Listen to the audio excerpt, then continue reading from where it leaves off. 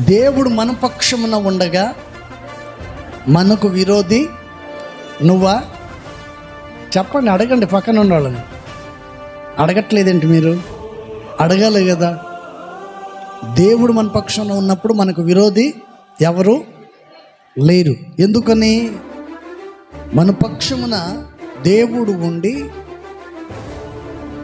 మనకు విరోధులు లేకుండా చేస్తాడంట. దైవజనుడు పౌలు గారు ఈ మాటను చక్కగా చెప్పండి, చక్కగా ఆయన తెలియచేశారు. ఏమని?